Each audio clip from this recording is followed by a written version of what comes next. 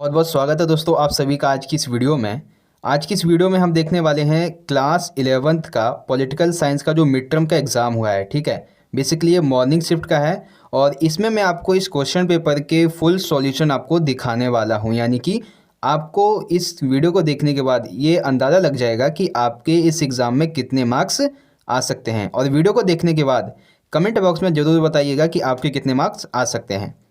देख सकते हैं टाइमिंग थी आपकी 90 मिनट्स की एंड मैक्सिमम मार्क्स थे 40। और बाकी तो आपके पास क्वेश्चन पेपर होगा ही, तो आप उससे निकाल लीजिए और जो मैं आपको आंसर बताऊंगा उसको मिला लीजिएगा, तो आपको इससे पता चल जाएगा कि आपने कितने आंसर सही किए हैं।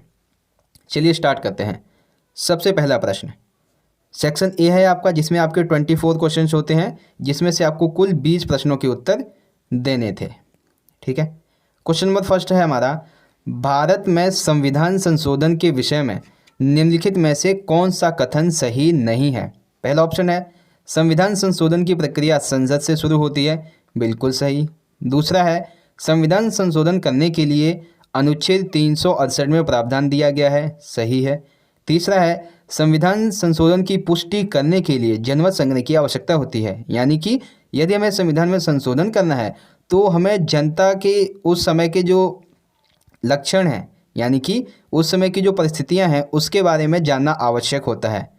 चौथा है संविधान संशोधन विधेयक में राष्ट्रपति को पुनर्विचार करने का अधिकार नहीं है, ये वाला गलत है, क्योंकि राष्ट्रपति के पास जो उनके अधिकार होते हैं उसके अकॉर्डिंग संविधान जो संशोधन होने वाला है, ठीक है, अगर संविधान में कोई संशोधन करती है तो विधेयक जाता है राष्ट्रपति के पास। तो राष्ट्रपति के पास ये अधिकार होता है कि वो एक बार, कम से कम एक बार उस विधेयक को पुनर्विचार के लिए लौटा सकता है। ठीक है, तो क्वेश्चन नंबर फर्स्ट का आंसर कौन सा रॉन्ग है? फोर्थ वाला। चलिए अगला देखते हैं। क्वेश्चन नंबर सेकंड की बात करते हैं। स्वतंत्र भारत के प्रथम राष्ट्रपति कौन थे? ऑप्शन फर्स्ट है पंडित नेहरू, सेकंड है सरदार पटेल, थर्ड है डॉक्टर भीमराव अम्बेडकर, फोर्थ है डॉक्टर राजेंद्र प्रसाद। तो स्वतंत्र भारत के जो प्रथम राष्ट्रपति थे वो थे डॉक्टर राजेंद्र प्रसाद। ठीक है, क्वेश्चन नंबर थर्ड है भारतीय संविधान सभा की बैठकों की अवधि कितनी रही? 1 वर्ष, 2 वर्ष, 2 वर्ष 11 महीने या फिर 3 वर्ष? देखिए वैसे तो जो एक्चुअल टाइम है वो है 2 वर्ष 11 महीने 18 दिन, लेकिन यहाँ पे दिन नहीं दिए गए बल्कि वर्ष और महीना दिया गया है। तो ऑप्शन थर्ड आपका राइट आंसर होगा, 2 वर्ष 11 महीने। ठीक है, अगला देखते हैं। क्वेश्चन नंबर 4 है डॉक्टर भीमराव अंबेडकर संविधान की डैश समिति के सभापति थे? संघ अधिकार समिति, राज्य समिति, प्रारूप समिति या फिर मूल अधिकार समिति? तो डॉक्टर भीमराव अंबेडकर किस समिति के अध्यक्ष थे? वो थे संविधान की प्रारूप समिति के। ठीक है, क्वेश्चन नंबर 5 है निम्नलिखित में से कौन सा सिद्धांत फ्रांस के संविधान से नहीं लिया गया है? तो स्वतंत्रता, समानता और बंधुत्व ये सभी फ्रांस के संविधान से लिए गए हैं, लेकिन मौलिक अधिकारों का जो प्रावधान है ये अमेरिका के संविधान से लिया गया है। तो कौन सा फ्रांस के संविधान से नहीं लिया गया है? Option fourth. क्वेश्चन नंबर 6 देखते हैं। सरकार के द्वारा निर्धारित न्यूनतम मजदूरी से भी, यानी कि सरकार के द्वारा जो न्यूनतम मजदूरी निर्धारित की गई है उससे भी कम मजदूरी देना नागरिकों को प्राप्त किस मौलिक अधिकार का उल्लंघन है? समता का, स्वतंत्रता का, शिक्षा का या फिर शोषण के विरुद्ध का? तो ये इसका राइट आंसर होगा शोषण के विरुद्ध अधिकार का। बहुत ही सिंपल सा आंसर है इसका। ठीक है, क्वेश्चन नंबर 7 देखते हैं। संविधान संशोधन की प्रक्रिया का उल्लेख किस अनुच्छेद में किया गया है? तो ये प्रश्न अभी आपको बताया ही था, अनुच्छेद 368 में किया गया है।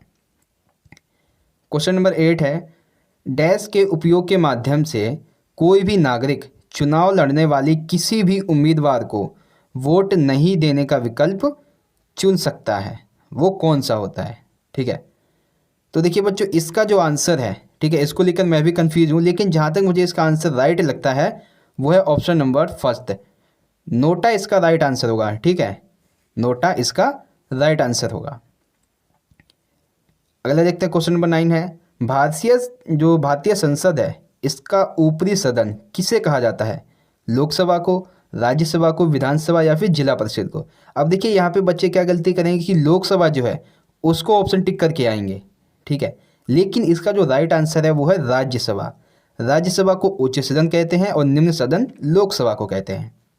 ठीक है, क्वेश्चन नंबर 10 की बात करते हैं। भारत में निर्वाचन आयुक्त की जो नियुक्ति होती है वो किसके द्वारा की जाती है? पहले आपके ऑप्शन है भारत की मुख्य न्यायाधीश, सेकंड प्रधानमंत्री, थर्ड विपक्ष के नेता, फोर्थ राष्ट्रपति द्वारा मंत्री परिषद के परामर्श पर। अब हमें विकल्प चुनना है। ऑप्शन फर्स्ट है आपका कि 1 और 2 सही है, ठीक है। दूसरा ऑप्शन है कि दूसरा तीसरा सही है, तीसरा है पहला तीसरा सही है और फोर्थ है केवल चौथा सही है। तो जो निर्वाचन आयुक्त होता है इसकी नियुक्ति राष्ट्रपति के द्वारा मंत्री परिषद के परामर्श पर की जाती है। तो ऑप्शन डी केवल फोर्थ ये आपका राइट आंसर होगा, ठीक है बच्चों। आई होप अभी तक के 10 प्रश्न आपको समझ में आए होंगे। क्वेश्चन नंबर 11 है संसद के द्वारा 74वां संविधान संशोधन कब पारित किया गया? देखिए ऑप्शन है 1990, 1991, 1992, 1995। तो देखिए संविधान संशोधन के बारे में आपको 2 चीज़ें पता होनी चाहिए, एक तो ये पारित कब हुआ, एक लागू कब हुआ। तो पारित हुआ था ये 1992 में और लागू हुआ था 1993 में। तो इसका जो राइट ऑप्शन है वो है आपका ऑप्शन नंबर 3, ठीक है। बात करते हैं बच्चों अगले प्रश्न की। क्वेश्चन नंबर 12 है पंचायती राज को मजबूत बनाने के लिए संविधान संशोधन के द्वारा कुल कितने विषयों को 11वीं अनुसूची में दर्ज किया गया? 10, 15, 25 या फिर 29? तो इसका राइट आंसर क्या है आपको भी पता है, 29, ठीक है। क्वेश्चन नंबर 13 है पंचायती राज व्यवस्था के त्रिस्तरीय ढांचे में ऊपरी पायदान पर कौन सी संस्था होती है? ग्राम पंचायत, मंडल पंचायत, जिला पंचायत या फिर ग्राम सभा? तो पंचायती राज व्यवस्था के त्रिस्तरीय ढांचे में सबसे ऊपरी पायदान पर होती है जिला पंचायत, ठीक है। क्वेश्चन नंबर 14 है महात्मा गांधी के द्वारा लिखी पुस्तक कौन सी थी? The republic, long walk to freedom, second है हिंद स्वराज, फोर्थ है डिस्कवरी ऑफ इंडिया। तो इसका जो राइट आंसर है वो है option number c, Hind Swaraj, ठीक है। जिसमें इन्होंने अपने स्वतंत्रता के अर्थ की विवेचना की थी। ये क्वेश्चन मैंने आपको अपने एपिसोड वाले में भी बताया था। क्वेश्चन नंबर 15 संविधान सभा ने हमारे संविधान को कब अंगीकृत किया? देखिए प्रश्न क्या है, अंगीकृत करने की बात की गई है, ना तो यहाँ पे लागू करने की बात की गई है, ना ही संविधान सभा की शुरुआत की बात की गई है। तो ऑप्शन देखते हैं 15 अगस्त 1945, 15 नवंबर 1947, 26 नवंबर 1949, 26 जनवरी 1950। तो इसका जो राइट आंसर है वो है ऑप्शन नंबर 3, 26 नवंबर 1949 को संविधान सभा ने हमारे संविधान को अंगीकृत किया था, लेकिन लागू किया था उसे 1950 में, ठीक है। अगला देखिए क्वेश्चन नंबर 16 है सबसे बेहतर शासन व्यवस्था किसे माना गया है? तो ये बहुत ही सिंपल सा प्रश्न है, लोकतंत्र को माना गया भैया। सबसे बेहतर शासन व्यवस्था किसे माना जाता है? लोकतंत्र को। क्वेश्चन नंबर 17 भी इसी तरह से बिल्कुल आसान सा है कि हमारे संविधान की प्रस्तावना में किस प्रकार के न्याय का उल्लेख है? सामाजिक, आर्थिक, राजनीतिक। तो भैया हमारे में तीनों ही सामाजिक, आर्थिक और राजनीतिक, इन तीनों ही प्रकार के न्यायों का उल्लेख है। तो ऑप्शन डी आपका यहाँ पे राइट आंसर हो जाएगा, ठीक है। अगला देखते हैं क्वेश्चन नंबर 18 है 10 दिसंबर को कौन सा दिवस मनाया जाता है? ऑप्शन फर्स्ट है स्वतंत्रता दिवस, सेकंड है गणतंत्र दिवस, थर्ड है मानवाधिकार दिवस, फोर्थ है पर्यावरण दिवस। तो 10 दिसंबर को जो दिवस मनाया जाता है उसे कहते हैं मानवाधिकार दिवस, ठीक है। अब इसी से संबंधित एक और प्रश्न है क्वेश्चन नंबर 19 1948 में संयुक्त राष्ट्र संघ की डैश ने मानव अधिकारों की सार्वभौमिक घोषणा को स्वीकार किया और लागू किया? ऑप्शन फर्स्ट है सामान्य सभा, सुरक्षा परिषद, अंतर्राष्ट्रीय न्यायालय या फिर न्यास परिषद। तो 1948 में संयुक्त राष्ट्र संघ की सामान्य सभा ने मानवाधिकारों की सार्वभौमिक घोषणा को स्वीकार किया और उसे फिर लागू भी कर दिया था। तो ऑप्शन ए आपका राइट आंसर हो जाएगा, ठीक है। अगला देखते हैं क्वेश्चन नंबर है 20 निम्नलिखित में से कौन सा राजनीतिक अधिकार है? आपके ऑप्शन है वोट देना, चुनाव लड़ना, राजनीतिक पार्टी बनाना और चुनाव प्रचार करना। ये तो आपके ऑप्शन हो गए। अब इसमें से जो हमें इसका मिलान है वो हमें सही चुनना कि कौन सा है, ठीक है। ऑप्शन ए है पहला दूसरा सही है, ऑप्शन बी है दूसरा तीसरा सही है, ऑप्शन फोर्थ है पहला दूसरा तीसरा सही है और डी है कि सभी सही हैं। तो राजनीतिक जो अधिकार हैं वो उपरोक्त सभी हैं, ऑप्शन डी आपका राइट आंसर हो जाएगा। अगला देखिए क्वेश्चन नंबर 21 है यदि आपके किसी कार्य में होने में सरकारी विभाग में विलंब हो रहा है तो आप किस अधिकार का उपयोग करके जानकारी प्राप्त कर सकते हैं? समता के अधिकार का, स्वतंत्रता के अधिकार का, संवैधानिक उपचारों के अधिकार का, या फिर सूचना के अधिकार का? तो हम भैया करेंगे अपने सूचना के अधिकार का उपयोग, ITI का। ठीक है, आई होप आप क्वेश्चन नंबर 21 समझ गए होंगे। क्वेश्चन नंबर 22 है, ग्रीन पीस संस्था किस क्षेत्र में कार्य करती है? पर्यावरण संरक्षण में, व्यापारिक नियमों में, खेल प्रतियोगिताओं के आयोजन में, या फिर रेल यातायात में? तो ग्रीन पीस जैसा कि इसके नाम से पता चल रहा है कि मतलब हरियाली टाइप में कुछ इस तरह से, तो यह पर्यावरण संरक्षण के लिए काम करती है। ग्रीन पीस संस्था पर्यावरण संरक्षण के लिए कार्य करती है। क्वेश्चन नंबर 23 है, औपनिवेशिक शासन के कारण किस महाद्वीप के देशों के विकास की गति बुरी तरह से प्रभावित हुई थी? एशिया, अफ्रीका, उत्तरी अमेरिका? तो अब इसमें देखिए जो महाद्वीप थे वो थे एशिया और अफ्रीका। ठीक है, क्योंकि 1948 के बाद इन्हीं दोनों महाद्वीप के कई देशों ने आज़ादी प्राप्त की थी। और आपको पता है कि औपनिवेशिक शासन के बाद ही जब आज़ादी प्राप्त होती है तो उनके देश की जनता का जो स्तर होता है वो काफ़ी निम्न होता है, यानी कि विकास की गति बुरी तरह से प्रभावित हो जाती है। तो इस संबंध में ऑप्शन डी आपका, कि केवल 1 और 2 यानी कि एशिया और अफ्रीका के देशों की विकास की गति बुरी तरह प्रभावित हुई थी, ये आपका ऑप्शन राइट हो जाएगा। ठीक है, क्वेश्चन नंबर 24 है, मानव विकास प्रतिवेदन वार्षिक तौर पर किसके द्वारा प्रकाशित किया जाता है? UNDP, यूनिसेफ, यूनेस्को, या फिर UNSC? तो देखिए मानव विकास प्रतिवेदन ये जो है वो UNDP यानी कि यूनाइटेड नेशन डेवलपमेंट प्रोग्राम, इसके द्वारा मानव विकास प्रतिवेदन वार्षिक तौर पर प्रकाशित किया जाता है। ऑप्शन ए आपका राइट हो जाएगा। तो बच्चों सेक्शन ए के आपके 24 प्रश्न यहाँ पे कंप्लीट होते हैं और आप मुझे बताइएगा कि आपके कितने प्रश्न के आंसर अभी तक के सही हैं। ठीक है, तो चलिए आगे बढ़ते हैं अपने अगले सेक्शन के प्रश्नों की तरफ। अगला है सेक्शन बी। अब सेक्शन बी में हमें यहाँ पे बताना है आपके, देखिए सेक्शन बी में भी आपके 24 प्रश्न हैं, 24 में से कुल 20 के आपको उत्तर देने हैं। क्वेश्चन नंबर 25 की बात करते हैं, निम्नलिखित में से कौन सा मौलिक अधिकारों के सबसे सटीक वर्णन है? पहला, किसी व्यक्ति को प्राप्त समस्त अधिकार। सेकंड है कानून के द्वारा नागरिकों को प्रदत्त समस्त अधिकार। थर्ड है संविधान के द्वारा प्रदत्त और सुरक्षित समस्त अधिकार। डी है संविधान द्वारा प्रदत्त वे अधिकार जिन पर कभी प्रतिबंध नहीं लगाया जा सकता है। तो इसका राइट आंसर होगा ऑप्शन नंबर डी, संविधान के द्वारा प्रदत्त वे अधिकार जिन पर कभी प्रतिबंध नहीं लगाया जा सकता है, ये मौलिक अधिकारों के सबसे सटीक बैठता है।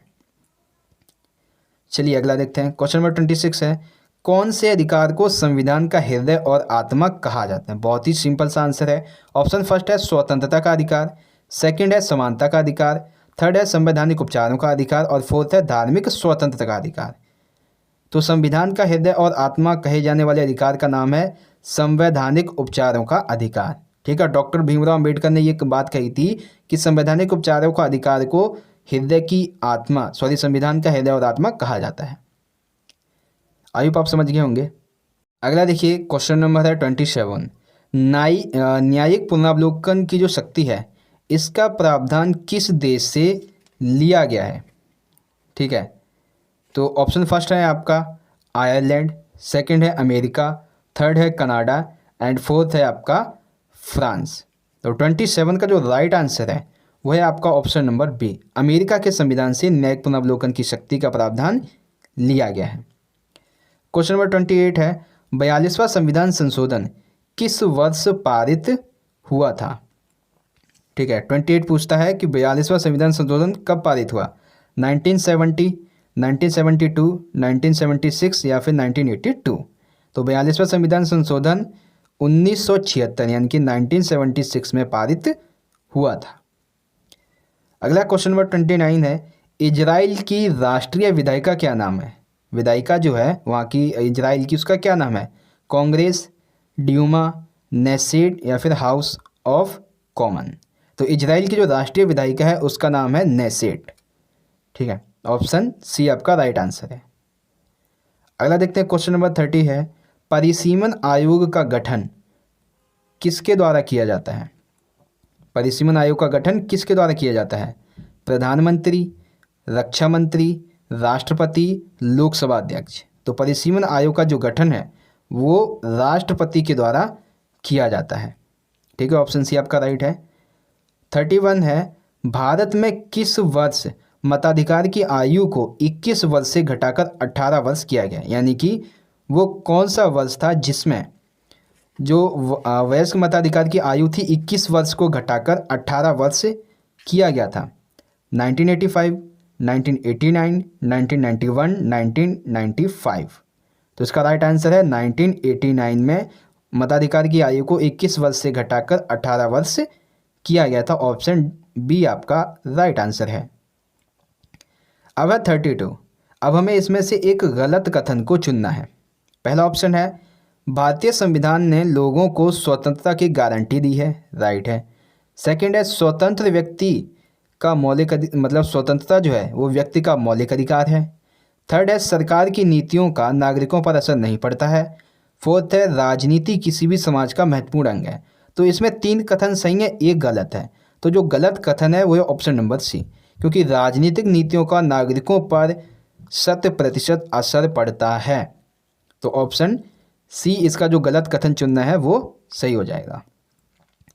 क्वेश्चन नंबर 33 है, निम्नलिखित में से कौन से दार्शनिक हैं? तो बहुत ही सिंपल सा आंसर है, अरस्तु, सुकरात, प्लेटो, ये तीनों ही दार्शनिक हैं। तो ऑप्शन डी सभी, पहला, दूसरा और तीसरा, ये आपका राइट आंसर हो जाएगा। देखिए जो बहुत ही ईजी से प्रश्न है उसको मैं बड़ी ही आसानी से आपको बता देता हूँ, और जो जिसमें आपको समझाने की ज़रूरत है उसमें आपको अच्छे से समझाया भी जा रहा है। अब बच्चों हमारे अभिकथन और कारण वाले प्रश्न आएंगे, तो अच्छे से ध्यान से देखिएगा। क्वेश्चन नंबर 34 है, अभिकथन के अनुसार विभाजन के बाद संविधान सभा के सदस्यों की संख्या 299 रह गई थी। ठीक है, कारण विभाजन के कारण पाकिस्तान के क्षेत्रों से चुनकर आए सदस्य भारतीय संविधान सभा के सदस्य नहीं रह गए थे। हाँ, ये दोनों सही हैं। अब देखिए पहले अभिकथन में भी संविधान सभा की बात की गई है और दूसरे कारण में भी संविधान सभा की बात की गई है। तो यहाँ पे अभिकथन और कारण दोनों आपके सही भी हैं, और कारण अभिकथन की सही व्याख्या भी कर रहा है। तो ऑप्शन ए आपका राइट आंसर होगा। ठीक है, चलिए अगला देखते हैं। क्वेश्चन नंबर 35 है, अधिकार क्या है? ठीक है, 3 ऑप्शन है पहले, उसके बाद विकल्प चुनेंगे। ऐसा दावा जिसका औचित्य सिद्ध हो। दूसरा, ऐसे हक जिन्हें समाज से मान्यता प्राप्त हो। तीसरा, ऐसी मांगें जो श्रेष्ठ मानव विकास के लिए अत्यंत आवश्यक हो। ठीक है, चलिए अब विकल्प चुनते हैं। पहला ऑप्शन है कि केवल एक सही है। दूसरा है पहला दूसरा दोनों सही हैं। तीसरा है दूसरा तीसरा सही है। और चौथा है कि पहला दूसरा तीसरा तीनों सही है। तो अधिकार के बारे में जो तीनों कथन दिए गए हैं, ये तीनों ही कथन अधिकार के संदर्भ में सही है। ठीक है, क्वेश्चन नंबर 36 है, नागरिक के स्वतंत्रता के अर्थ में क्या सम्मिलित है? ऑप्शन फर्स्ट है विचारों की अभिव्यक्ति की स्वतंत्रता। सेकंड है असहमति प्रकट करने का अधिकार। अब हमें विकल्प चुनना है। ऑप्शन फर्स्ट है कि केवल एक सही है, बी है केवल 2 सही है, सी है पहला दूसरा सही है, और डी है इनमें से कोई भी सही नहीं है। तो नागरिक स्वतंत्रता के अर्थ में पहला और दूसरा कथन ये दोनों ही सही हैं। तो ऑप्शन नंबर सी आपका राइट आंसर यहाँ पे बन जाता है। ठीक है, क्वेश्चन नंबर 37 है, नागरिकों को अपने अधिकार पर लगाए जाने वाले नियंत्रणों के बारे में सदैव डैश रहना चाहिए। उदासीन, जागरूक, निष्क्रिय, विरक्त। तो इसका राइट आंसर क्या होगा कि नागरिकों को अपने अधिकारों पर लगाए जाने वाले नियंत्रणों के बारे में सदैव जागरूक रहना चाहिए। ठीक है, क्वेश्चन नंबर 38 है, चिपको आंदोलन किस राज्य से प्रारंभ हुआ? गुजरात, मध्य प्रदेश, उत्तराखंड या फिर केरल? तो चिपको आंदोलन जो था वो उत्तराखंड के राज्य से प्रारंभ हुआ था। उत्तराखंड राज्य से प्रारंभ हुआ था। ऑप्शन सी आपका राइट है। अगला देखते हैं, क्वेश्चन नंबर 39 है, movement for survival of Ogoni people. Movement for survival of Ogoni people, यह आंदोलन किस देश से प्रारंभ हुआ? Option first Libya, second Brazil, third Nigeria, fourth है ऑस्ट्रेलिया। तो इसका जो प्रारंभिक देश है, जिस देश से इसकी शुरुआत हुई है, वो है नाइजीरिया। ठीक है, इसका हेडक्वार्टर जो था वो नाइजीरिया में ही था। बात करते हैं क्वेश्चन नंबर 40 की। 40 के अनुसार सबसे पहले अभिकथन और कारण की हम बात करेंगे। तो अभिकथन के अनुसार नीति निर्देशक तत्व सिद्धांत गैर न्यायिक अधिकार हैं। बिल्कुल सही। कारण, यदि सरकार किसी नीति निर्देशक तत्व को लागू नहीं करती है तो हम न्यायालय में जाके मांग नहीं कर सकते हैं कि उसे लागू करने के लिए न्यायालय सरकार को आदेश दे। तो देखिए, अभी हमारे संविधान में ये कहा गया है कि जो नीति निर्देशक तत्व हैं, यह सरकार की मर्जी पर डिपेंड करता है कि वो उसे लागू करे या ना करे। अब यहाँ पे हमसे कह दिया गया है कि यदि वो उसे लागू नहीं करती है तो हम इसके लिए न्यायालय नहीं जा सकते हैं कि उसे लागू करवाएं। तो यहाँ पे क्या है, ऑप्शन ए आपका राइट आंसर होगा कि अभिकथन और कारण ये दोनों सही भी हैं और कारण सही तरह से अभिकथन की व्याख्या भी करता है। तो ऑप्शन ए बच्चों आपका क्वेश्चन नंबर 40 का राइट आंसर यहाँ पे होता है। ठीक है, आई होप आप समझ गए होंगे। अगला देखिए क्वेश्चन नंबर है 41 में पहले हम अभिकथन पढ़ेंगे। अभिकथन के अनुसार संविधान सभा के सदस्यों ने भारत के लिए पृथक निर्वाचन मंडल को नहीं अपनाया। बिल्कुल सही। कारण, उनका विचार यह था कि यह व्यवस्था हमारे उद्देश्यों को पूरा नहीं करेगी। हाँ, ये भी सही है। पृथक निर्वाचन मंडल को स्वीकार इसलिए नहीं किया क्योंकि यह हमारे उद्देश्यों को पूरा नहीं कर सकेगी। तो इसके बारे में ऑप्शन ए इसका भी राइट होगा कि अभिकथन और कारण आपके दोनों सही भी हैं और कारण सही तरह से अभिकथन की व्याख्या भी कर रहा है। ठीक है, चलिए अगला देखते हैं। क्वेश्चन नंबर 42 है, अभिकथन के अनुसार राजनीतिक सिद्धांत हम सभी के लिए प्रासंगिक हैं। यानी कि ये राजनीतिक सिद्धांत हम सभी के लिए मतलब सही है। कारण है, राजनीतिक सिद्धांत से हमारे जो विचार हैं वो परिष्कृत होते हैं और हम प्रभावी तरीके से संप्रेषण कर पाते हैं। तो अभिकथन और कारण आपके यहाँ पे दोनों सही हैं और कारण अभिकथन की सही व्याख्या भी कर रहा है। तो ऑप्शन ए, अभिकथन और कारण दोनों सही हैं और कारण सही तरह से अभिकथन की व्याख्या कर रहा है, ये आपका राइट आंसर हो जाएगा। 42 का ऑप्शन ए राइट है। बात करते हैं दोस्तों क्वेश्चन नंबर 43 की। अभिकथन के अनुसार देखिए, अभिकथन पढ़ते हैं पहले। अधिकार राज्य सत्ता को खास तरीके से काम करने के कुछ वैधानिक दायित्व सौंपता है। बिल्कुल सही है। कारण, अधिकार सिर्फ ये नहीं बताते कि राज्य को क्या करना है, वो ये भी बताते हैं कि राज्य को क्या कुछ नहीं भी करना है। ठीक है, तो अब देखिए यहाँ पे आपका अभिकथन भी सही है, आपका कारण भी सही है। ठीक है, और जो कारण है वो अभिकथन की सही रूप से व्याख्या भी कर रहा है। तो ऑप्शन ए आपका बच्चों इसका राइट आंसर हो जाएगा। ठीक है, अभिकथन और कारण दोनों सही हैं और कारण सही तरह से अभिकथन की व्याख्या भी कर रहा है, ये आपका राइट आंसर हो जाएगा। चलिए अगला देखते हैं। क्वेश्चन नंबर 42 है 44 है। 44 के according world wild life fund जो है, इसका संबंध किससे है? एक सैन्य संगठन से, एक खेल संगठन से, एक पर्यावरण एवं वन्य जीवों के संरक्षण संगठन से, या फिर वैश्विक व्यापार से। तो वर्ल्ड वाइड लाइफ फंड जो है, इसका संबंध है, एक सेकेंड, इसका संबंध है पर्यावरण एवं वन्य जीवों के संरक्षण से। ऑप्शन सी बच्चों आपका इसका राइट आंसर हो जाएगा। अब देखिए क्वेश्चन नंबर 45 है। एशिया और अफ्रीका के बहुत से देशों के निवासियों का जीवन स्तर निम्न है। हाँ बिल्कुल ये सही है। कारण, एशिया और अफ्रीका के बहुत से देशों में शिक्षा, चिकित्सा और अन्य सुविधाएं काफ़ी कम हैं। तो देखिए यहाँ पे भी एक तरह से अविकास की बात की जा रही है। ठीक है, यानी कि अविकसित देशों के बारे में, और यहाँ पे भी अविकसित देशों के कारण की बात की गई है। ठीक है, यानी कि एक तरफ ये कहा जा रहा है कि एशिया और अफ्रीका के बहुत से देशों के निवासियों का जीवन स्तर निम्न है। अब जीवन स्तर निम्न क्यों है? शिक्षा, चिकित्सा, अन्य सुविधाएं काफ़ी कम है। तो यहाँ पे अभिकथन और कारण दोनों सही हैं आपके, और कारण अभिकथन की सही व्याख्या भी कर रहा है। तो ऑप्शन ए आपका इसका राइट आंसर होगा। अभिकथन और कारण दोनों सही हैं और कारण सही तरह से अभिकथन की व्याख्या भी कर रहा है। ठीक है, अगला देखते हैं। क्वेश्चन नंबर 46 है। निम्नलिखित में से कौन एक आदर्श विकास परियोजना की विशेषता है? ऑप्शन फर्स्ट है टिकाऊ, सेकंड है न्यायपूर्ण, थर्ड है लोकतांत्रिक सहभागिता। ठीक है, और अब हमें सही विकल्प चुनना है। ऑप्शन फर्स्ट है पहला सही है, बी है कि केवल एक दो सही है, सी है दूसरा तीसरा सही है, और फोर्थ है सभी सही है। तो एक आदर्श विकास की जो परियोजना होती है वो न्यायपूर्ण भी होनी चाहिए, लोकतांत्रिक सहभागिता के आधार पर भी होनी चाहिए और टिकाऊ भी होनी चाहिए। तो ऑप्शन डी इसका जहां तक मुझे लगता है बच्चों राइट आंसर होगा इसका। ठीक है, अगला देखते हैं, क्वेश्चन नंबर 47 है, भारतीय संविधान में मौलिक अधिकारों के अंतर्गत दिए गए सांस्कृतिक और शैक्षिक अधिकार में क्या सम्मिलित है? पहला, अल्पसंख्यकों की भाषा और संस्कृति के संरक्षण का अधिकार है इसमें। दूसरा, अल्पसंख्यकों को शैक्षिक संस्थाएं स्थापित करने का अधिकार दिया गया है। तीसरा, धार्मिक मामलों का प्रबंधन। ऑप्शन है अब आपके पहला सही है, बी है कि पहला दूसरा सही है, सी है दूसरा तीसरा सही है, और डी है पहला दूसरा तीसरा। ये तीनों कथन सही है। तो भारतीय संविधान में वर्णित जो हमारा सांस्कृतिक और शैक्षिक अधिकार है उसके अकॉर्डिंग जो ऑप्शन हमारा फर्स्ट होगा, हाँ ऑप्शन बी जो है हमारा, केवल एक और दो इसके सही हैं, क्योंकि किसी भी तरह से संविधान में किसी भी जगह धार्मिक मामलों का प्रबंधन नहीं किया गया है।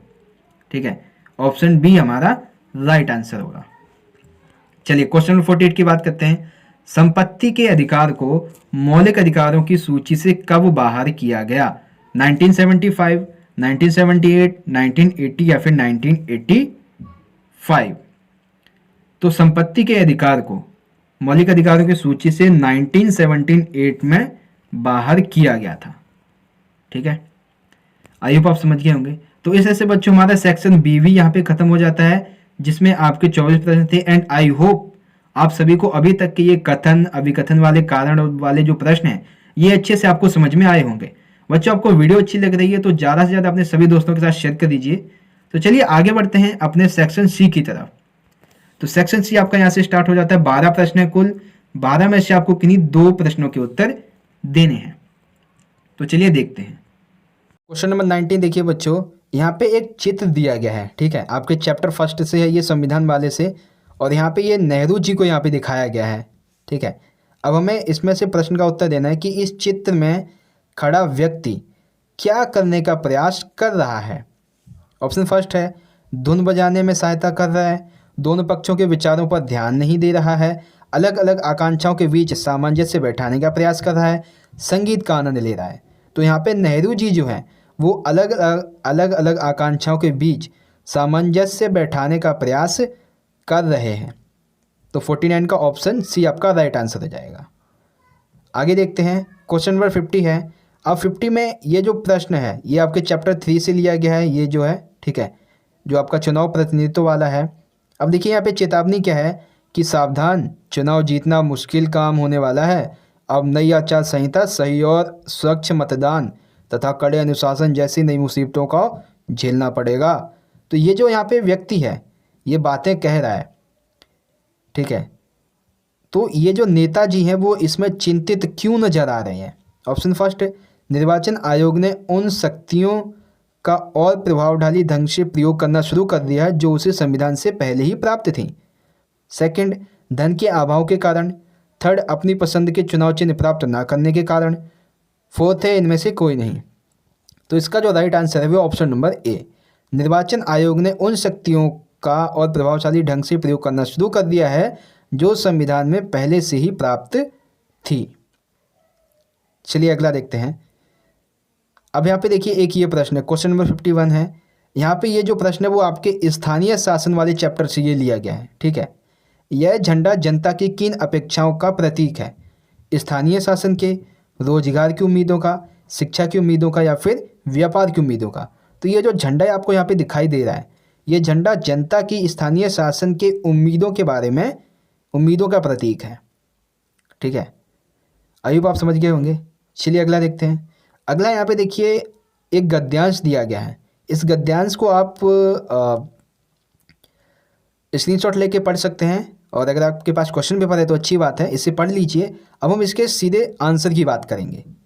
ठीक है, तो चलिए प्रश्नों को देखते हैं।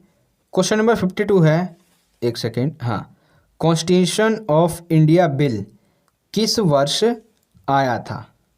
ठीक है, ऑप्शन है 1885, 1890, 1895 और 1899। तो इसका जो राइट आंसर है वो है आपका 1895।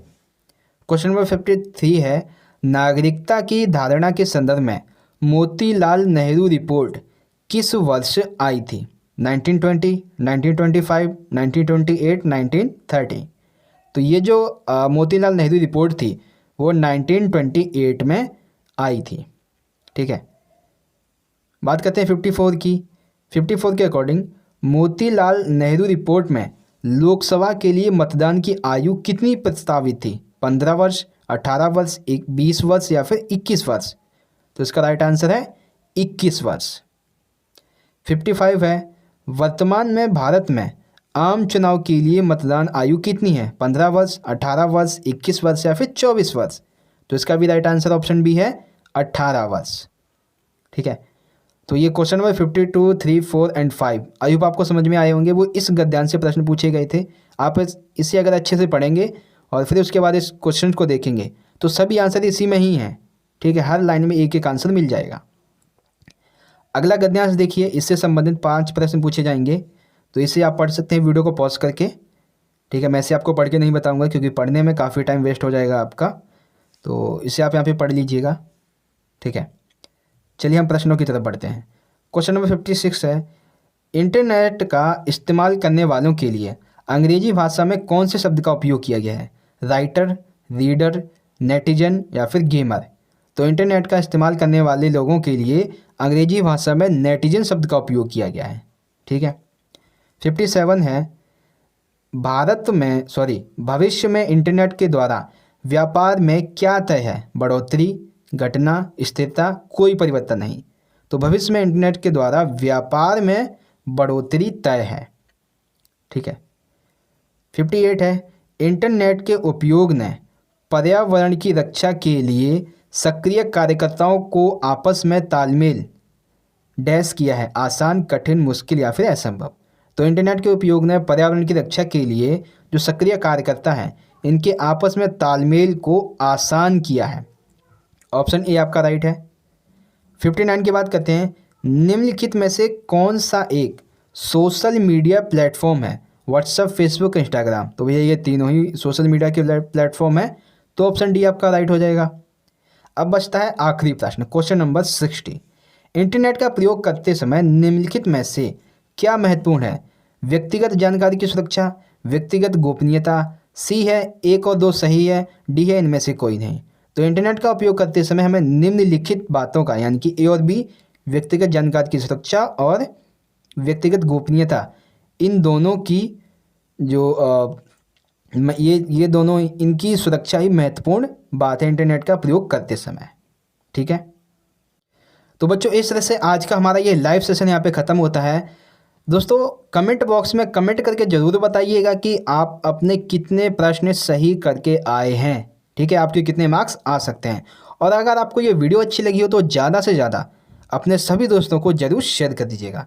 चलिए दोस्तों, हम मिलेंगे अगली वीडियो में, तब तक के लिए आप पढ़ते रहिए, अपना ख्याल रखिए। धन्यवाद। जय हिंद, वंदे मातरम।